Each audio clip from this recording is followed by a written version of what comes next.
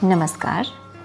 हरियाणा विद्यालय शिक्षा विभाग द्वारा प्रसारित किए जा रहे एजुसेट कार्यक्रम में आप सभी का हार्दिक स्वागत है। बहुत बहुत अभिनंदन है। बच्चों, आज की कक्षा में हम संधि का अध्ययन करेंगे। तो आइए सबसे पहले हम शुरुआत करते हैं संधि के अर्थ से। संधि का शाब्दिक अर्थ होता है मेल जोड़ या समझौता, लेकिन व्याकरण की दृष्टि से इसका अर्थ क्या होता है, आइए इसे समझने का प्रयास करते हैं। जब दो वर्ण आपस में मिलते हैं या जुड़ते हैं तो वह प्रक्रिया संधि कहलाती है।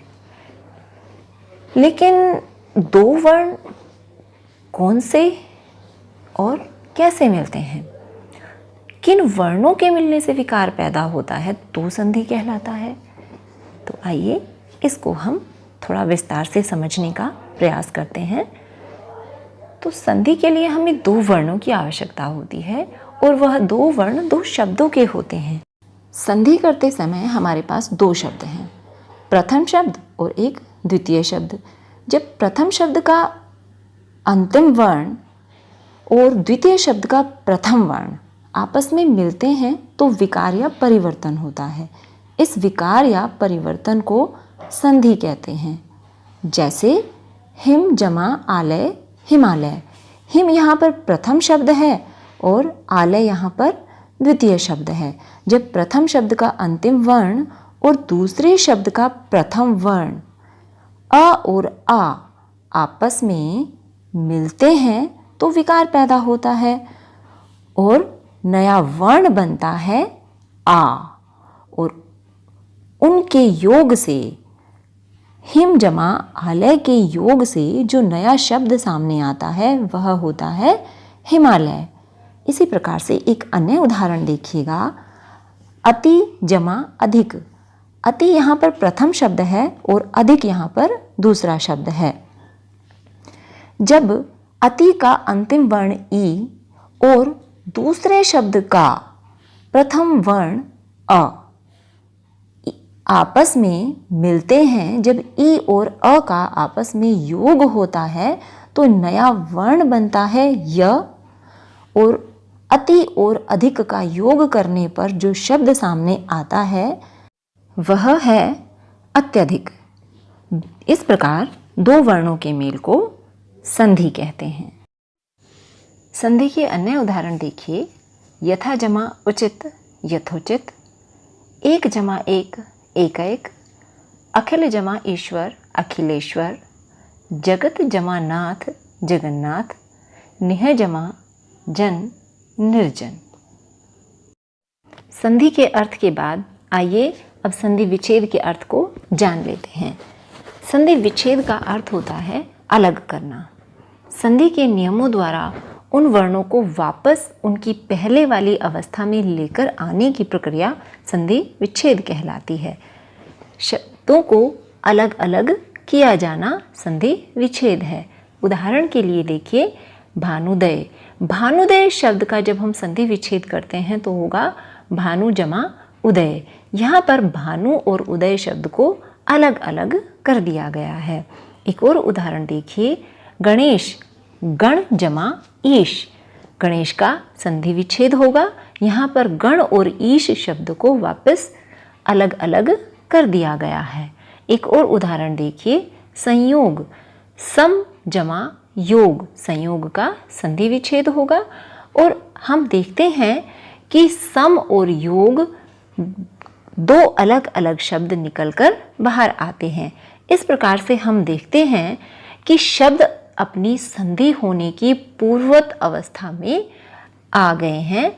जब उनकी संधि की गई थी तो वो उस समय इसी अवस्था में थे।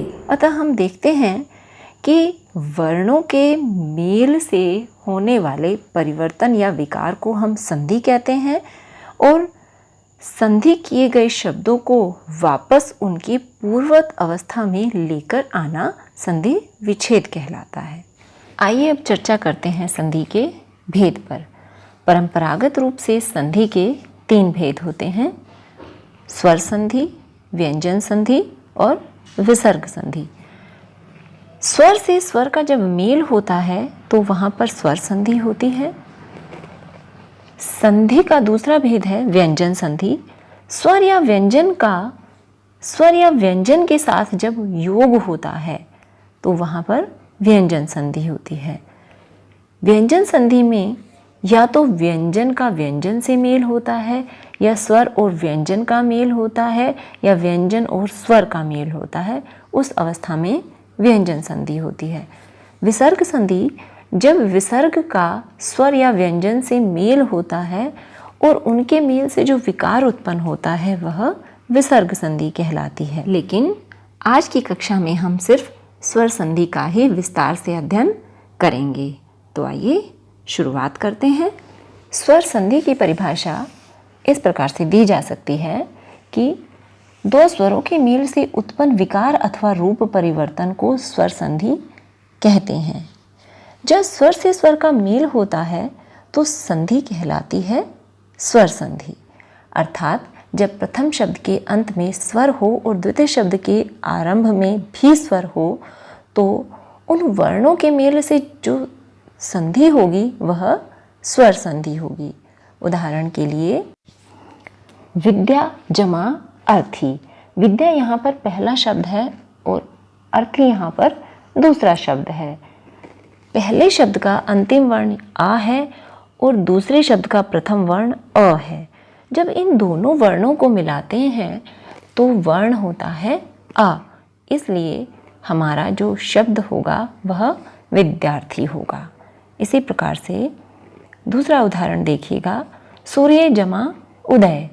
यहाँ पर सूर्य जो कि प्रथम शब्द है उसका अंतिम वर्ण है अ, और उदय जो कि दूसरा शब्द है उसका प्रथम वर्ण है उ। जब अ और उ आपस में मिलते हैं तो हमारा शब्द होगा सूर्योदय। इसी प्रकार से मुनि जमा इंद्र। मुनि जो शब्द है वह पहला शब्द है और इंद्र जो है वह दूसरा शब्द है। ई और ई जब आपस में मिलेंगे तो उनके मिलने से विकार उत्पन्न होगा और ई हमें प्राप्त होगा जिससे शब्द रूप होगा मुनिंद्र। कवि जमा ईश्वर, शब्द रूप होगा कवीश्वर। महा जमा ईश, आ और ई के मिलन के कारण विकार उत्पन्न होता है और शब्द हमें प्राप्त होता है महेश। इन उदाहरणों के माध्यम से हमने देखा कि स्वर से स्वर का मेल हो रहा है और उनके कारण विकार पैदा हो रहा है, इसलिए यहाँ पर स्वर संधि है। स्वर संधि के 5 भेद होते हैं: दीर्घ संधि, गुण संधि, वृद्धि संधि, यण संधि और अयादि संधि। तो सबसे पहले शुरुआत करते हैं दीर्घ संधि से। यदि ह्रस्व या दीर्घ अ ई उ के बाद ह्रस्व या दीर्घ अ ई उ स्वर आ जाएं तो दोनों मिलकर आ, ई और उ हो जाते हैं। जैसे अ जमा आ हो जाएगा, अ जमा आ हो जाएगा, आ जमा आ हो जाएगा और आ जमा आ हो जाएगा। इसी प्रकार से ई जमा ई हो जाएगा, ई जमा ई हो जाएगा, ई जमा ई हो जाएगा और ई जमा ई हो जाएगा। इसी प्रकार से उ जमा उ हो जाएगा, उ जमा उ हो जाएगा, उ जमा उ हो जाएगा और उ जमा उ हो जाएगा। दीर्घ संधि के इन नियमों को हम उदाहरण के माध्यम से बहुत ही आसानी से समझ सकते हैं। हमने यहाँ पर देखा कि दीर्घ संधि के 3 नियम दिए गए हैं और इन अलग अलग नियमों को हम अलग अलग उदाहरणों के माध्यम से समझने का प्रयास करते हैं। दीर्घ संधि का पहला नियम है, यदि आ के बाद आ जाए तो दोनों का मिलाकर आ हो जाएगा। इसका उदाहरण देखिए, एक जमा अंकी एकांकी। एक यहाँ पर प्रथम शब्द है और अंकी यहाँ पर द्वितीय शब्द है। एक का अंतिम वर्ण अ है और अंकी का प्रथम वर्ण अ है। जब अ और आ आपस में मिलेंगे तो वर्ण हो जाएगा आ और संधि हो जाएगी एकांकी। इसका अगला उदाहरण देखिएगा, भोजन जमा आलय। यहाँ पर भोजन प्रथम शब्द है और आलय दूसरा शब्द है।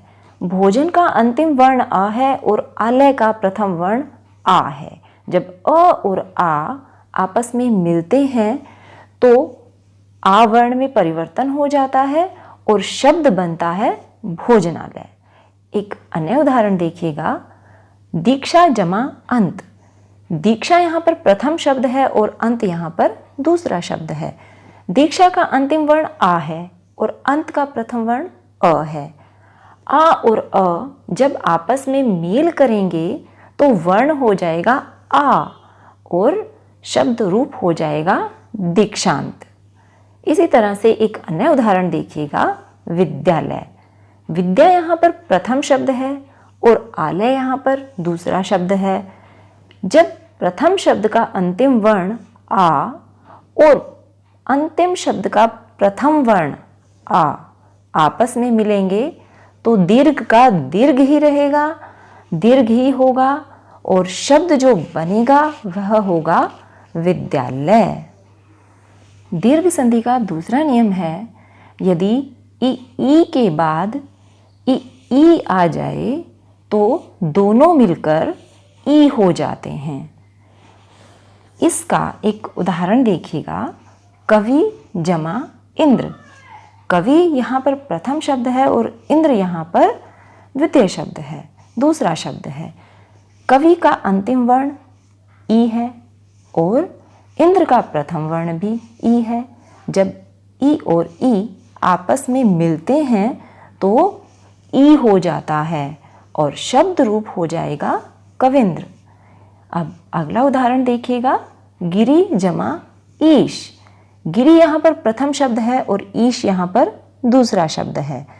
प्रथम शब्द का अंतिम वर्ण ई है और द्वितीय शब्द का प्रथम वर्ण ई है। जब ई और ई आपस में मेल करेंगे तो वर्ण हो जाएगा ई और शब्द रूप हो जाएगा गिरीश। एक अन्य उदाहरण देखिएगा, नारी जमा इंदु। नारी यहाँ पर प्रथम शब्द है और इंदु यहाँ पर दूसरा शब्द है। नारी का अंतिम वर्ण ई और इंदु का प्रथम वर्ण ई जब आपस में मिलेंगे तो ई और ई मिलकर शब्द रूप बनाएंगे नारिंदु। एक अन्य उदाहरण देखिएगा, रजनी जमा ईश। रजनी यहाँ पर प्रथम शब्द है और ईश यहाँ पर द्वितीय शब्द है। रजनी का अंतिम वर्ण ई है और ईश का प्रथम वर्ण ई है। जब ई और ई आपस में मिलेंगे तो वर्ण हो जाएगा ई और शब्द रूप हो जाएगा रजनीश। दीर्घ संधि का तीसरा नियम है, यदि उ के बाद उ आ जाए तो दोनों मिलकर ऊ हो जाते हैं। इसका एक उदाहरण देखिएगा, सु जमा उक्ति। सु का अंतिम वर्ण ऊ है और उक्ति का प्रथम वर्ण ऊ है। जब उ और ऊ आपस में मिलते हैं तो दोनों मिलकर ऊ हो जाते हैं और शब्द रूप हो जाएगा सुक्ति। इसी प्रकार से एक अन्य उदाहरण देखिएगा, अम्बु जमा ऊर्मी। अम्बु यहाँ पर प्रथम शब्द है और ऊर्मी यहाँ पर द्वितीय शब्द है। अम्बु का अंतिम वर्ण ऊ है और ऊर्मी का प्रथम वर्ण ऊ है। जब ऊ और ऊ आपस में मिलेंगे तो रूप हो जाएगा ऊ और शब्द रूप हो जाएगा अम्बूर्मी। इसी तरह से एक अगला उदाहरण देखिएगा, वधू जमा उत्सव। वधू यहाँ पर प्रथम शब्द है और उत्सव यहाँ पर दूसरा शब्द है। वधू शब्द का अंतिम वर्ण ऊ है और उत्सव शब्द का प्रथम वर्ण ऊ है। जब ऊ और ऊ आपस में मिलेंगे तो वर्ण हो जाएगा ऊ और शब्द रूप हो जाएगा वधूत्सव। एक अन्य उदाहरण देखिएगा, भू जमा ऊर्जा। भू का अंतिम वर्ण ऊ है और ऊर्जा का प्रथम वर्ण ऊ है। जब ऊ और ऊ आपस में मिलेंगे तो शब्द रूप हो जाएगा भूर्जा। दीर्घ संधि के अन्य उदाहरण हैं कोण जमा अर्क कोणार्क, मत जमा अनुसार मतानुसार, वेद जमा अंत वेदांत, हरि जमा ईश हरीश, कपि जमा ईश कपीश, नारी जमा इंद्र नारिंद्र, शची जमा इंद्र शचींद्र, नदी जमा ईश नदीश, नारी जमा ईश्वर नारीश्वर, अनु जमा उदित अनुदित, सिंधु जमा उर्मी सिंधुर्मी। इन उदाहरणों में हमने देखा कि सभी दिए गए दो शब्दों में प्रथम शब्द का अंतिम वर्ण ह्रस्व या दीर्घ अ ई उ है और दूसरे शब्द का प्रथम वर्ण ह्रस्व या दीर्घ अ ई उ है और दोनों मिलाकर दीर्घ आ ई उ बना रहे हैं। और अब आता है स्वर संधि का दूसरा भेद गुण संधि। गुण संधि की परिभाषा है यदि अ आ के साथ ई का मेल हो तो ए हो जाता है, उ का मेल हो तो ओ हो जाता है और री का मेल हो तो अर हो जाता है। इसे गुण संधि कहते हैं। गुण संधि की परिभाषा के आधार पर हम देखते हैं कि गुण संधि के 3 नियम निकलकर सामने आते हैं। पहला है यदि अ आ के बाद ई आ जाए तो ए हो जाता है। जैसे देव जमा इंद्र देवेंद्र। देव यहाँ पर प्रथम शब्द है और इंद्र यहाँ पर दूसरा शब्द है। प्रथम शब्द का अंतिम वर्ण अ है और द्वितीय शब्द का प्रथम वर्ण ई है। जब अ और ई आपस में मिलेंगे तो वर्ण ए हो जाएगा और शब्द रूप हो जाएगा देवेंद्र। इसी तरह से अगला उदाहरण देखिएगा गण जमा ईश। गण यहाँ पर प्रथम शब्द है और ईश यहाँ पर दूसरा शब्द है। गण का अ और ई का ईश जब आपस में मिलेंगे तो ए हो जाएगा और शब्द बन जाएगा गणेश। इसके बाद एक और उदाहरण देखिएगा राजा जमा इंद्र। राजा का अंतिम वर्ण आ है और इंद्र का प्रथम वर्ण ई है। जब राजा का अंतिम वर्ण आ और इंद्र का प्रथम वर्ण ई आपस में मिलेंगे तो जो वर्ण परिवर्तित होगा वह ए होगा और जो शब्द होगा वह होगा राजेंद्र। अब देखिएगा रमा जमा ईश रमेश। रमा प्रथम शब्द ईश दूसरा शब्द। आ और ई जब आपस में मिलते हैं तो ए हो जाएंगे और शब्द रूप हो जाएगा रमेश। गुण संधि का दूसरा नियम है यदि आ के बाद उ आ जाए तो ओ हो जाता है। जैसे वीर जमा उचित वीरोचित। यदि अगर हम प्रथम शब्द का अंतिम वर्ण देखें तो अ है और दूसरे शब्द का प्रथम वर्ण देखें तो उ है। तो जब प्रथम शब्द का अंतिम वर्ण अ और दूसरे शब्द का प्रथम वर्ण उ आपस में मिल रहे हैं तो अ और उ को मिलाकर ओ हो गया है और शब्द हो गया है वीरोचित।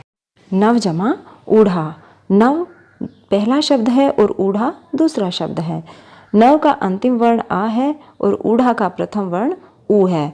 जैसा नियम में बताया गया है कि अ और उ अगर आपस में मिलते हैं तो ओ हो जाता है और शब्द रूप हो जाएगा हमारा नवोढ़ा।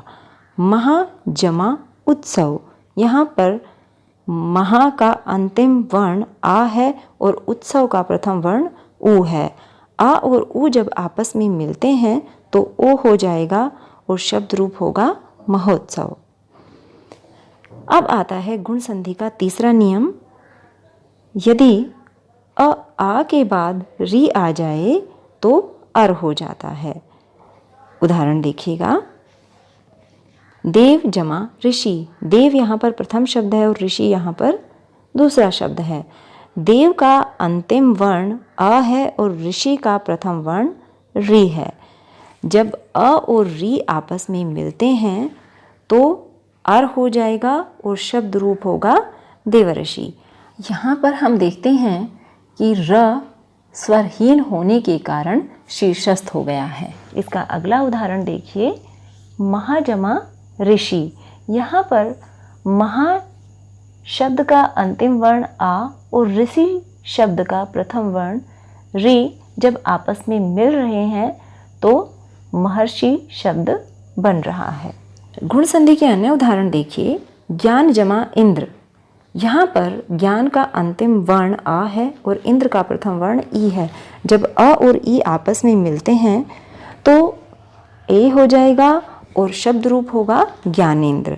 इसी प्रकार से शुभ जमा इच्छा शुभेच्छा, कमल जमा ईश कमलेश, महा जमा इंद्र महेंद्र, राका जमा ईश राकेश, वीर जमा उचित। यहाँ पर हम देखते हैं कि वीर का अंतिम वर्ण अ है और उचित का प्रथम वर्ण उ है। जब अ और उ आपस में मिलते हैं तो नियम अनुसार ओ हो जाता है और शब्द रूप हो जाएगा वीरोचित। इसी तरह से सूर्य जमा उदय सूर्योदय, जल जमा उर्मी जलोर्मी, महा जमा उदधि महोदधि, गंगा जमा उर्मी गंगोर्मी, सप्त जमा ऋषि सप्त ऋषि। यहाँ पर सप्त का अंतिम वर्ण अ है और ऋषि का प्रथम वर्ण री है, इसलिए नियम के अनुसार यहाँ पर अर हो गया है और शब्द रूप हो गया है सप्तऋषि। और अब है स्वर संधि का तीसरा भेद, वृद्धि संधि। वृद्धि संधि की परिभाषा है आ का मेल ए के साथ होने से ए तथा ओ के साथ होने से औ में परिवर्तन को वृद्धि संधि कहते हैं। वृद्धि संधि की इस परिभाषा को देखें तो वृद्धि संधि के दो नियम निकलकर हमारे सामने आते हैं। पहला है आ के बाद यदि ए आ जाए तो ए हो जाएगा और दूसरा नियम है आ के बाद यदि ओ आ जाए तो औ हो जाएगा। आइए कुछ उदाहरणों के माध्यम से इसे समझने का प्रयास करते हैं। नव जमा ऐश्वर्य। यहाँ पर हम देखते हैं कि नव प्रथम शब्द का अंतिम वर्ण अ है और ऐश्वर्य का प्रथम वर्ण ए है। जब अ और ए आपस में मिलेंगे तो ए हो जाएगा और शब्द रूप हो जाएगा नवैश्वर्य। इसी तरह से अगला उदाहरण देखिएगा, सदा जमा एव। यहाँ पर हम देखते हैं कि सदा शब्द का अंतिम वर्ण आ है और एव शब्द का प्रथम वर्ण ए है। जब आ और ए आपस में मिलेंगे तो वर्ण हो जाएगा ए और शब्द रूप हो जाएगा सदैव। वृद्धि संधि का दूसरा नियम है, यदि आ के बाद ओ आ जाए तो औ हो जाएगा। उदाहरण देखिएगा, परम जमा ओज परमोज। यहाँ पर हम देखते हैं कि परम प्रथम शब्द का अंतिम वर्ण अ है और ओज दूसरे शब्द का प्रथम वर्ण ओ है।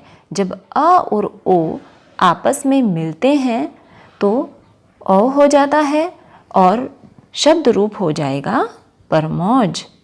एक अन्य उदाहरण देखिएगा, महाजमा औषध।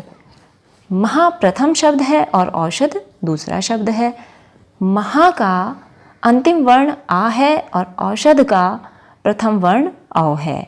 जब आ और औ आपस में मिलते हैं तो औ हो जाएगा और शब्द रूप हो जाएगा महौषध। वृद्धि संधि के अन्य उदाहरण हैं, मत जमा ऐक्य मतैक्य, एक जमा एक एकैक, यथा जमा एव यथैव, लोक जमा ऐषणा लोकैषणा, महाजमा औदार्य महोदार्य, महाजमा ओज महौज, वन जमा औषध वनौषध।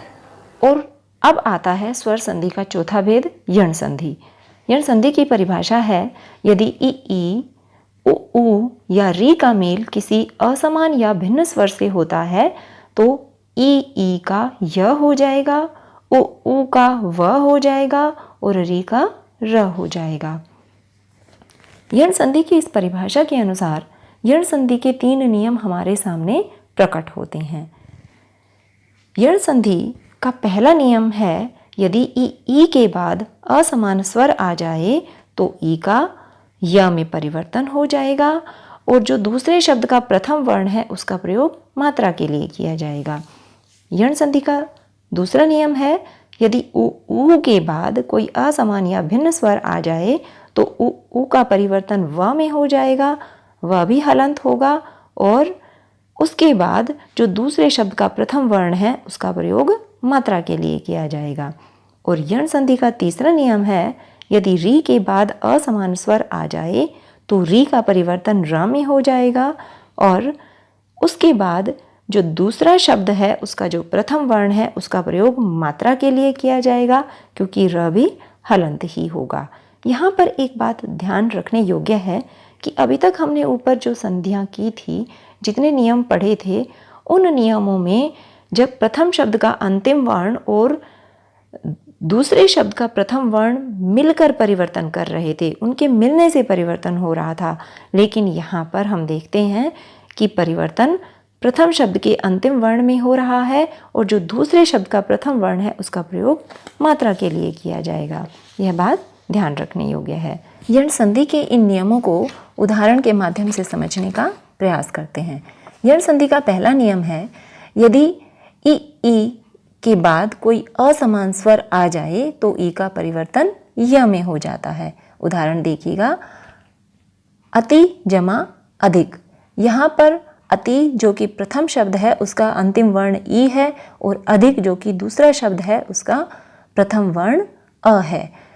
ई के बाद क्योंकि असमान स्वर आ गया है इसलिए ई का परिवर्तन य में हो जाएगा। त से ई की मात्रा अलग हो जाएगी, इसलिए त स्वर रहित हो जाएगा और य अ से मिलकर अपने आप को पूर्ण कर लेगा और शब्द हो जाएगा अत जमा य जमा अधिक अत्यधिक। एक और उदाहरण देखिएगा, नदी जमा अर्पण। यहाँ पर नदी प्रथम शब्द है और अर्पण दूसरा शब्द है। नदी शब्द का अंतिम वर्ण ई है और अर्पण शब्द का प्रथम वर्ण अ है। जब ई के बाद असमान स्वर आ गया है तो ई अपने आप को य में परिवर्तित कर लेगी और अ का प्रयोग मात्रा के लिए होगा। क्योंकि द से ई की मात्रा अलग हो गई है इसलिए द स्वर रहित हो गया है, तो शब्द होगा नद जमा य जमा आ जमा पण नद्यर्पण। यण संधि का दूसरा नियम है, यदि उ के बाद कोई असमान स्वर आ जाता है तो उ का परिवर्तन व में हो जाता है और जो दूसरे शब्द का प्रथम वर्ण होता है उसका प्रयोग मात्रा के लिए किया जाता है, क्योंकि वह हलंत होगा। अनु जमा अय। यहाँ पर हम देखते हैं कि प्रथम शब्द का अंतिम वर्ण उ है और द्वितीय शब्द का प्रथम वर्ण अ है। क्योंकि उ से भिन्न स्वर आ गया है इसलिए उ व में परिवर्तित हो जाएगा और अ का प्रयोग मात्रा के लिए किया जा रहा है, इसलिए वह अपने आप को अ से मिलकर पूर्ण कर लेगा। तो संधि होगी अन जमा व जमा आ जमा य अन्वय। अगला उदाहरण है वधु जमा आगमन। यहाँ पर हम देखते हैं कि वधु का अंतिम वर्ण उ है और आगमन का प्रथम वर्ण आ है। उ और आ आपस में मिल रहे हैं। नियमानुसार यदि उ असमान स्वर से मिलेगा तो व में परिवर्तित हो जाएगा और आ के साथ अपने आप को पूर्ण करेगा, इसलिए वह वा हो जाएगा। ध से उ हटने के कारण ध स्वर रहित हो जाएगा और जो शब्द रूप हमारे सामने आएगा वह होगा वधवागमन। अब यण संधि का अगला उदाहरण है, यदि री के बाद कोई असमान स्वर आ जाए तो री का र हो जाता है। इसका उदाहरण हम देखते हैं, मातृ जमा इच्छा। मातृ में री है अंतिम वर्ण और इधर इच्छा में ई है प्रथम वर्ण। जब री किसी असमान स्वर से मिलेगा तो र में परिवर्तित हो जाएगा और यहाँ पर ई अगर र के साथ मिल जाएगी तो री हो जाएगी। दूसरी तरफ हम देखते हैं कि त स्वर रहित हो गया है, इसलिए र और ई त के साथ मिल जाएंगे। त र के साथ मिलकर त्र बनाएगा और री की मात्रा उनको सहारा देगी, तो जो शब्द रूप होगा वह होगा मातृच्छा। अब हम देखते हैं यण संधि के अन्य उदाहरण। यण संधि के अन्य उदाहरण है अति जमा अंत अत्यंत। यहाँ पर भी हम देखते हैं कि ई और अ के मेल के कारण ई के बाद कोई असमान स्वर आया है, इसके कारण ई ने य का रूप ले लिया है और शब्द रूप जो हमारे सामने आया है वह है अत्यंत। इति जमा आदि इत्यादि, वी जमा आप्त व्याप्त, नदी जमा अम्बु नद्यम्बु, सखी जमा आगमन सख्यागमन, सु जमा आगत स्वागत, अनु जमा ईक्षण अन्वीक्षण, पितृ जमा अनुमति पितृनुमति। यहाँ पर भी आप देखिए कि पितृ जमा अनुमति में री जो है वह र का रूप ले रहा है और जो शब्द का रूप हमारे सामने आ रहा है वह है पितृनुमति।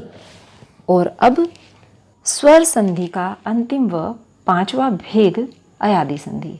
अयादि संधि की परिभाषा है यदि ए ओ औ के बाद स्वर आ जाए तो ए का ए का आए और ओ का औ का आव हो जाता है। अयादि संधि की इस परिभाषा को अगर हम देखें तो अयादि संधि के 4 नियम हमारे समक्ष प्रकट होते हैं। पहला नियम है ए के बाद यदि स्वर आ जाए तो ए का अय हो जाता है। दूसरा नियम है ए के बाद यदि स्वर आ जाए तो ए का आय हो जाता है। तीसरा नियम है ओ के बाद यदि स्वर आ जाए तो ओ का अव हो जाता है। और चौथा नियम है औ के बाद यदि स्वर आ जाए तो औ का आव हो जाता है। यहाँ पर यह बात ध्यान देने योग्य है कि वर्णों के मेल से जो परिवर्तन हो रहा है वह केवल प्रथम शब्द के अंतिम वर्ण में हो रहा है। दूसरे शब्द के प्रथम वर्ण का प्रयोग मात्रा के लिए किया जाता है। अयादि संधि के इन सभी नियमों को उदाहरण के माध्यम से समझने का प्रयास करते हैं।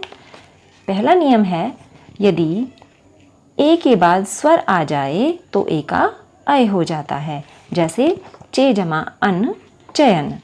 यहाँ पर हम देखते हैं कि प्रथम शब्द का अंतिम वर्ण ए है और दूसरे शब्द का प्रथम वर्ण अ है। क्योंकि ए के बाद अ स्वर आ गया है तो ए का अय हो जाएगा और च से ए अलग होने के कारण च स्वर रहित हो जाएगा। इसलिए च जमा अय जमा अन चयन। अयादि संधि का दूसरा नियम है यदि ए के बाद कोई स्वर आ जाए तो ए का आय हो जाता है। इसका उदाहरण देखिएगा, गे जमा अक गायक। यहाँ पर गे प्रथम शब्द का अंतिम वर्ण ए है और क्योंकि ए के बाद स्वर आ गया है इसलिए ए का परिवर्तन आय में हो जाएगा। तो ग जमा आय जमा अक गायक। अयादि संधि का तीसरा नियम है यदि ओ के बाद स्वर आ जाए तो ओ का परिवर्तन अ में हो जाता है। उदाहरण के लिए देखिएगा, हो जमा अन हवन।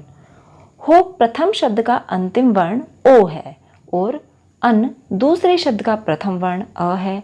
क्योंकि ओ के बाद अ स्वर आ जाने के कारण ओ का परिवर्तन अ में हो गया है और ह स्वर रहित हो गया है तो ह जमा अ जमा अन शब्द रूप होगा हवन। अयादि संधि का चौथा नियम है यदि औ के बाद स्वर आ जाए तो औ का परिवर्तन आव में हो जाता है। जैसे पौ जमा अक पावक। पौ प्रथम शब्द है और अक दूसरा शब्द है। प्रथम शब्द का अंतिम वर्ण औ है और दूसरे शब्द का प्रथम वर्ण अ है। जैसा कि नियम में बताया गया है कि औ के बाद यदि स्वर आ जाए तो वह आव हो जाएगा और प स्वर रहित हो जाएगा। तो संधि होगी प जमा आव जमा अक पावक।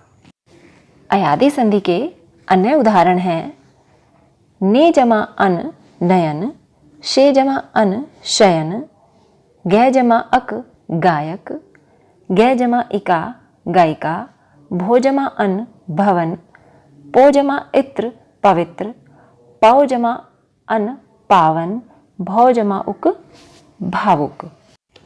बच्चों, ये थे स्वर संधि के भेद। आशा है आपको अच्छे से समझ आ गए होंगे। आज के लिए बस इतना ही। आने वाली कक्षा में हम व्यंजन संधि और विसर्ग संधि के भेदों पर चर्चा करेंगे। धन्यवाद।